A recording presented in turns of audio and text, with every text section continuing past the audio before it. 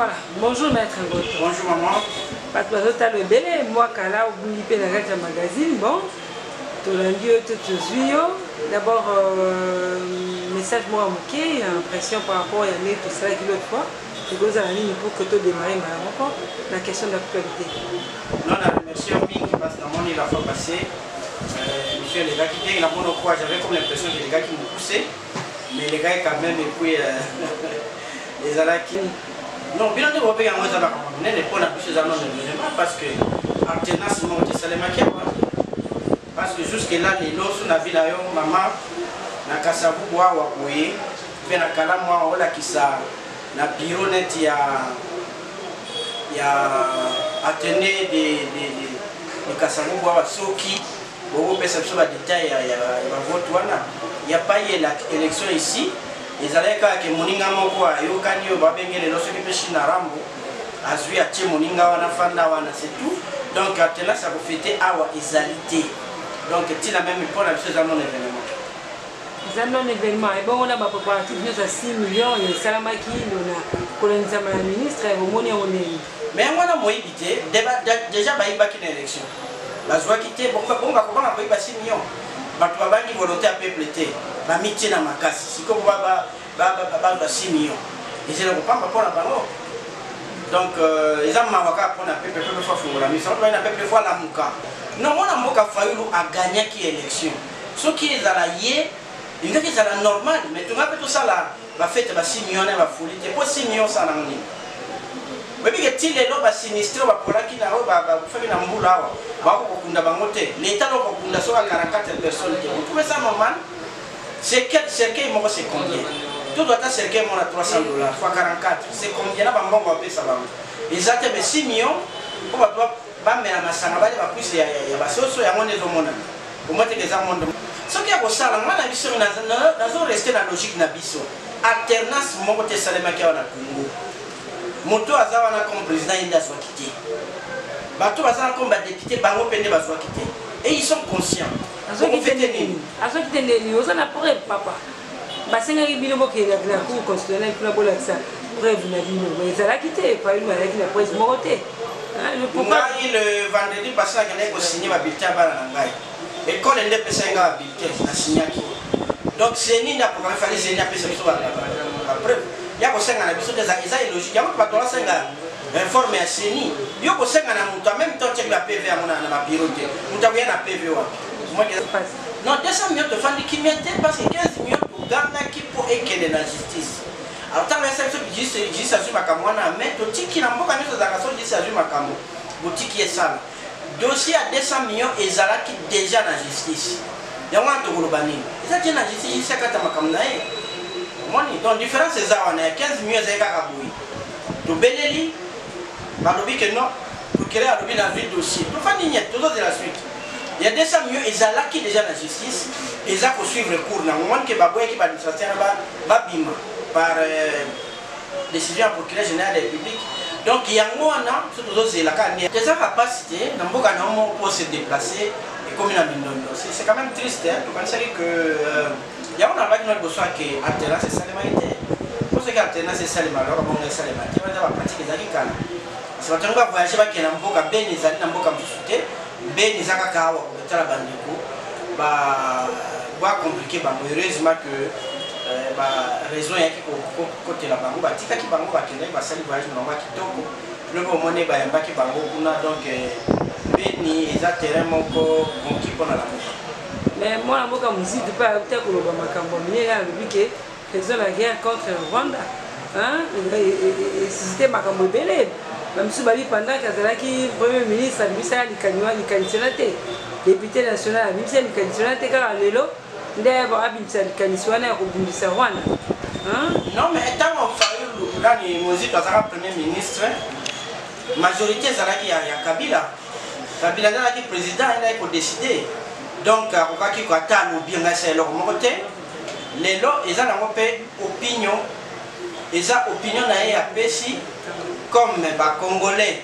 nyoso ya pesi opinion na ye bino bozui kaka là c'est vrai que tout ça la guerre na Rwanda besoin on a besoin exact mais alobaki que il faut renforcer l'armée tout ça la politique ya malamu ou les richesses na biso même que Rwanda za producteur ya coltan mais na mabei na za na coltan te donc ba groupe armé ils n'arrivent pas na biso de exploiter pour na Rwanda parce que to kotika ka ko biso to bénéficier na moté autant mieux bango ba kei to bengani bango biso to sali organisation Rwanda c'est quand vous allez ni andi ba ko négocier na biso ay normalement c'est que Mozito a dit abomé mon tout peut-être ndo mano kwa nga PML scénario ça que pour le bas directement que tout ça la guerre les a pendant malamu te na ndenge ya lelo mais au fond les a kasuka makambo alobaki ya mwana te bon et kasi mo mwana mboka nani président Jean-Pierre Bemba ba wele ko bima ko lobaki no ba baza na kati ya makambo na ti na musi yena Katumbi les a ko banga ne sala ki bango Tony te ko banga te babanga ni babangi te quand même balobi que ko lobaka directement qu'on va faire la guerre dans le pays où ils appellent la biso ko lobango boye et na monde dans le longo banité alors de voir qu'il y a un peu plus vite ils n'ont pas dit que baza compte au fond ya makanisi na peut-être peut-être ba ka ndenga te abuki te apesa ki opinion na ye alobi te que ça programme ya lamuka que ce qui lamuka a comme il a un pouvoir à la guerre na Rwanda apesa opinion na ye comme Fayulu et comme na ndaki pe avant na ya wana émission na yo de comment ka lobi pona ye pona aussi la guerre na Rwanda to ça la clôture et ça que les canisiti depuis que porte ezalaka awa porte ezalaka porte ezalaka et donc on a ça ba kanisi ne mususu ba zolo bake to kataka ka relation et ça ka ba makanisi to sangisa idate ya Fayulu ya ndani ya président biso coordinateur la muka lelo adio fait comme lokola ndia bomi c'est le bon moment vraiment pour Balikambo ndengwana est-ce qu'ils attendent malamu yo Balikambo ndengwana faisons la guerre contre ta ya mabeza yo habiter malamu aizaka opinion belkana on attend nyonso c'est question ya faisabilité ya zali ce que ça la kazana asa premier ministre avec majorité Rwanda ngake banga ke loyi bazo attaquer biso la guerre mais à lobby parce que pour déclarer guerre il faut président de la République à réunir l'Assemblée nationale et l'Assemblée nationale na Sénat va déclarer ya za kunate à lobby na ekaka bah c'est la rabine mbo bisa porte-parole opposition bino kotobolo ma guerre tanyo so bozo lekisa pas ngai na ebisaka yonde kolanga Rosette que porte-parole de l'opposition va pesa ka biso occasion de tout ministère na pesa ka raisonnable on pesa occasion te pourquoi tandis que lui-même le président avait na ningi na ebisa na zo répéter porte-parole de l'opposition pour abima il faut réunion ya ba opposant ba doit benga ngweza la président ya Sénat na président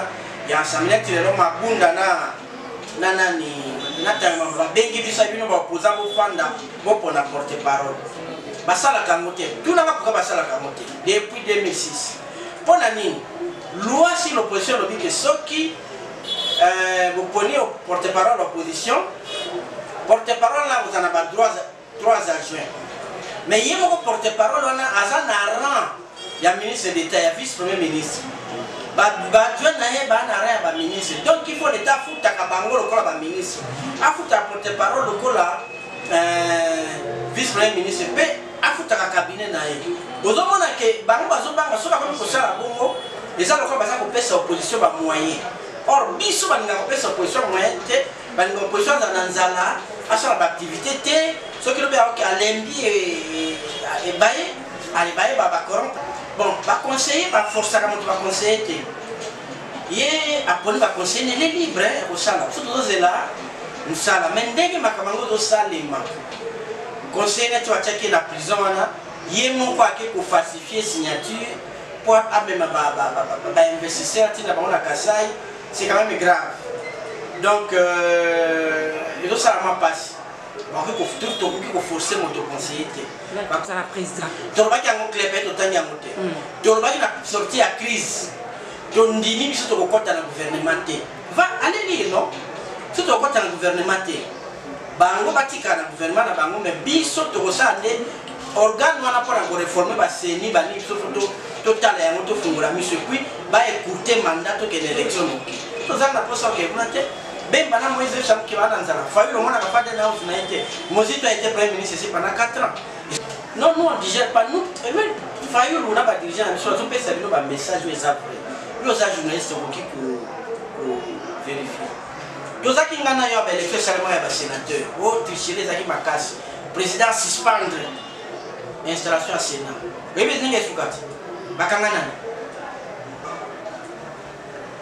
a nommé Bakiungu na Jegamine. Parce qu'il va exécuter. Alors quand on dit des choses, et ça pour n'appuyer pas Sabino, ni information qui est là, moto bozo quand c'est ça président, a réellement le pouvoir. Au moins ni, mboke tambola kaboité, mutasi a longwe président atambola kana cortège, atambola kana bajiba comment on ne comprend plus rien à mboko. Hein? On ne comprend plus rien. Au lieu de nous voir Mayel, vous quand c'est que Fayou la zone, Fayou Lunana ni bas, bazana vos camarades de Makas, Badia Bangou, Bessika, mon passage, on a vu les Nani, na Félix. Ce ne sont pas des ennemis. Bisso, non, on a vu pour eux. Problème na Bisso, tu retiens à Congolais de pas conscience. Vous savez que homme politique, moi, dans le monde à développer, ils ont volonté à battre l'union. Bon dimi qui est changé. Bon dimi qui est mal écouté la rapidité. Bon quoi qu'on voit qu'à Babaka ça. Si on peut payer Félix à ça. Il y a mon changer tes cas comme battu. Mais azana adhésion populaire té. Ça veut dire quoi? Pouvoir passer à on te faut une adhésion à besoin de ma so bon. Bon quand on sentir pendant 6 mois pour y aller parce que ça la go. Le cas balinga qui va voter qui va bondima. Mais ceux qui vont voter qui va voter qui la yoté. Qu'est-ce qu'on peut comprendre par adhésion populaire par exemple? Ça veut dire que tu vas voter, tu vas te belé. Vous comprenez? Tu vas te belé, tu vas voter, tu as une adhésion, donc l'idée n'est pas de bandiner. Vous comprenez? Si on fait les élections, c'est le rapport que on a une adhésion et un peuple qui va diriger pour mesure nous sommes dans le peuple à Hollande. Oui, mais mesure non, maman, vous voyez que Gentini a droit, nous avons c'était à ça qui a ça. Ministre intérieur a commis qui suspend de barrité. Pourquoi est-ce que Gentini a mon qui a taillé? Est-ce que vous avez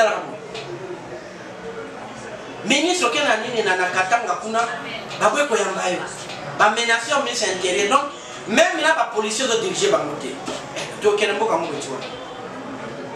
tu vois ouais un peu donc yam trop ba ke mboka tambula ko hiti mboka tambula so ba to wana ba lingi mboka ba mona ka ba bien na ba moté ba doit souffrir ba doit souffrir sérieusement sérieux. On a profité pour nous présenter ma vue des meilleurs pour l'année 2020 d'abord dans le peuple congolais Nyoso. Et puis dans le président national Jean-Pierre Bemba Gombo.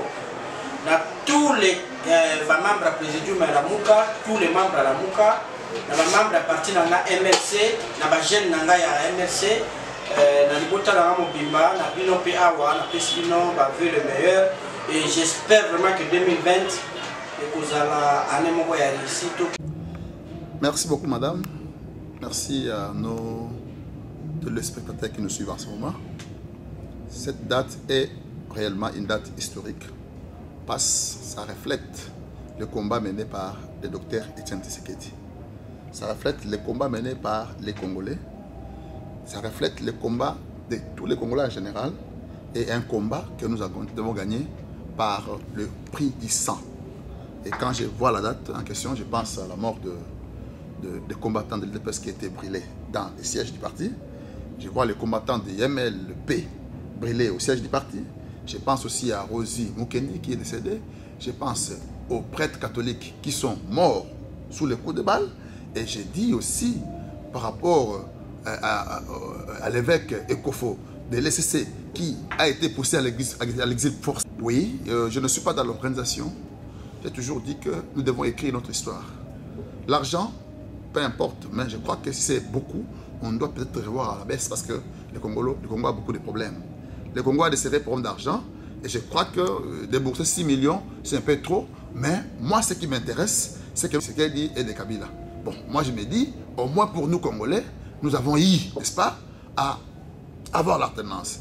Et nous devons les fester pour que en 2058, en 2121, les Congolais se disent, écoutez, une année, un certain 24 janvier, c'est ça l'alternance. Alors il fallait ériger un mémoire, un monument en leur faveur pour redorer cette journée. Et je crois que ça va se perpétuer.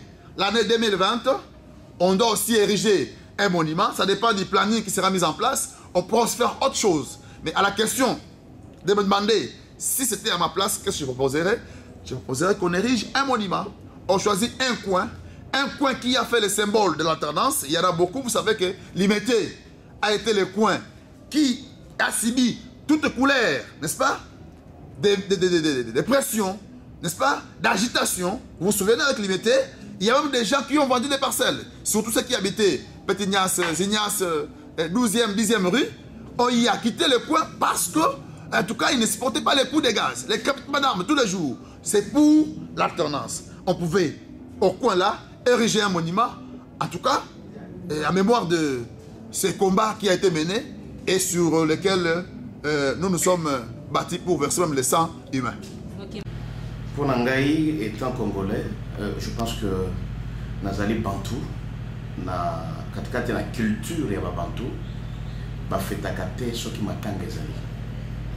On ne peut pas fêter lorsque vous allez na katikati na nation, oyo ezali pays nation africaine, ba Bantou ndenge tozali, bokende ko fêter fête moko boye. Donc d'un côté ezana bato bazali ko fêter et de l'autre côté ezana bato bazali ko fêter. D'ailleurs si c'était moi, même à ta fête ya nouvel an, na fête oyo tozali ko kenya le 25 décembre, on n'allait même pas fêter parce que pays na biso ezali sous occupation, mboka na biso ezali na bitumba. Il y a des enjeux de l'ère na tina ya balkanisation ya mboka. Vous allez koyeba parce que vous allez ba journaliste, vous allez koyeba que na est, na Beni, Butembo, Djougou, bazali ko kata batu na machette, ba ndeko na biso ba congolais, bazali ko kufa na façon moko lokola ba nyama.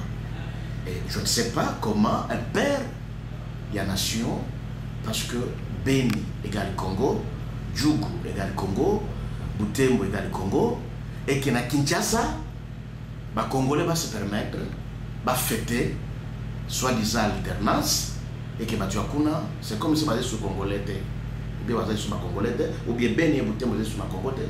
Comment se fait-il? Beaucoup de luxe y a fêter. Vous allez inviter, n'est-ce pas, inviter le chef d'État, il y a pays Moussous, il y a un Congo qui a fêté alternance. D'accord? Et pourtant que na Beni bato bazali kokufa. Ce qui est solo, parce qu'on a posé à fêter, na sigéré, qui est fêté na Beni. Et ça lui permet manière, il y a quoi consoler Batouana ya Beni. Pour dire que nous sommes à quel avec vous. Bazo un chef d'État, Nyon Soana, qui est na bango na Beni, qui est organiser soi-disant fête et alternance na Beni. Alors tout le monde a dit qu'il y a quoi fêter. Parce qu'on ne doit pas comprendre biso nyoso, tozali batu bana yekolo moko. Et qui est à côté moko ba fêter et côté mosusu ba za katikati na mawa.